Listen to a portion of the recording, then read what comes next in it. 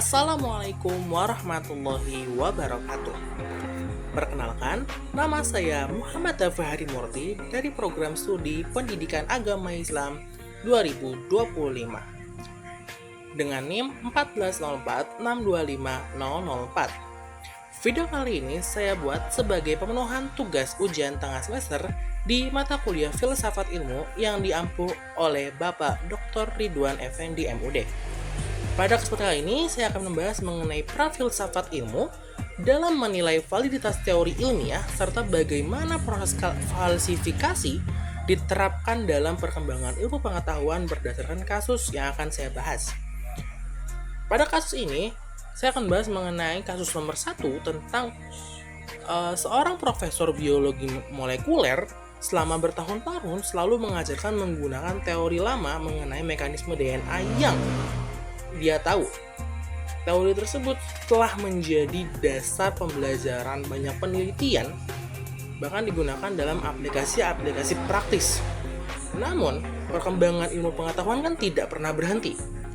Muncul tim peneliti muda dari suatu universitas lain yang mereka menemukan data baru bahwa pada beberapa spesies dengan kondisi tertentu mekanisme tidak bekerja seperti apa yang dijelaskan pada teori lama sebelumnya.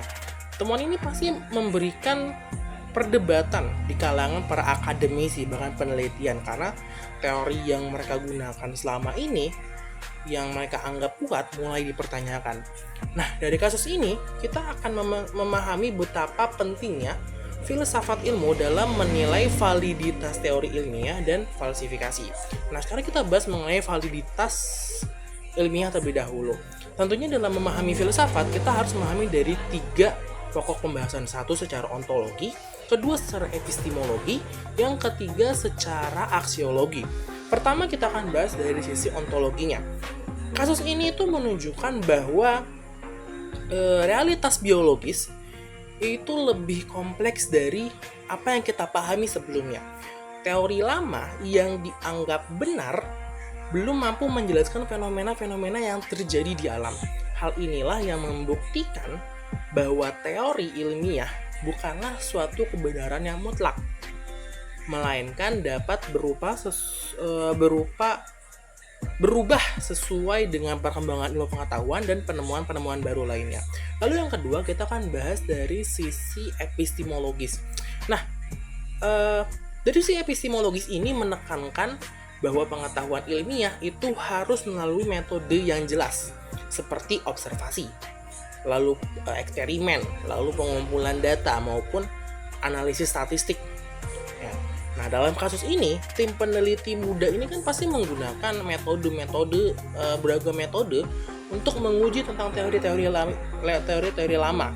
Mereka juga mendiskusikan hasil desain eksperimen, bagaimana hasil penelitiannya agar dapat dipertanggungjawabkan.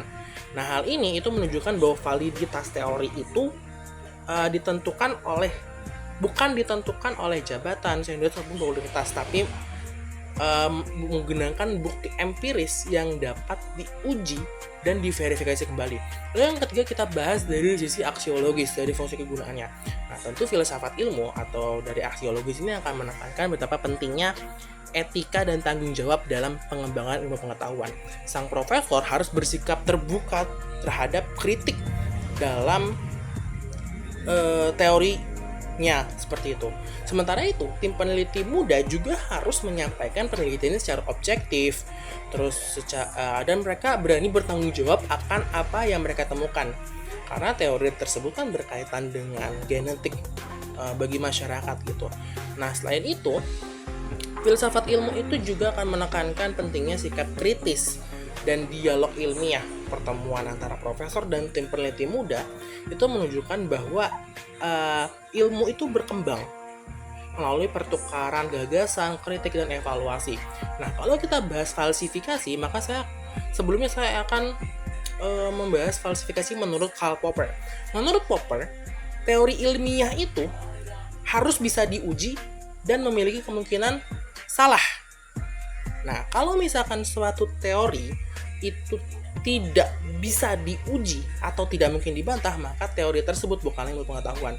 Nah, dalam kasus ini, proses falsifikasi terjadi ketika tim peneliti muda menemukan data yang bertentangan dengan teori lama.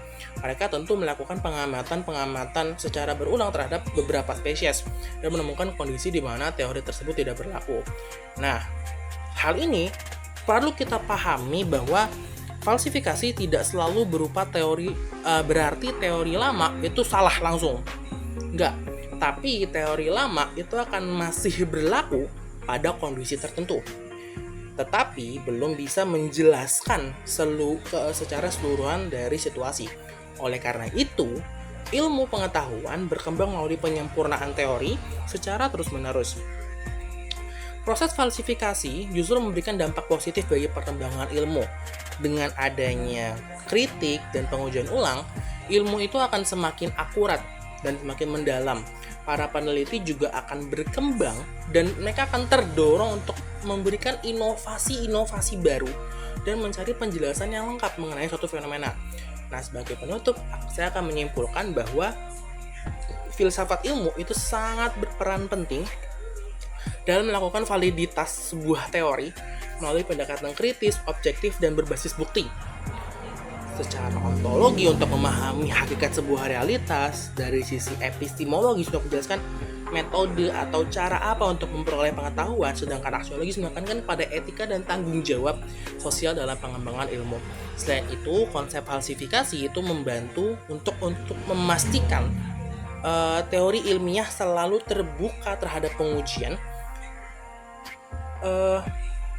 dan perkembangan data baru.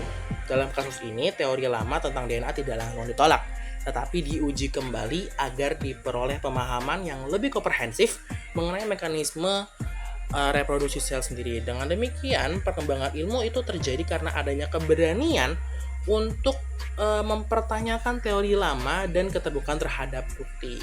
Situ aja yang bisa saya sampaikan. Sekian. Terima kasih. Wassalamualaikum warahmatullahi wabarakatuh.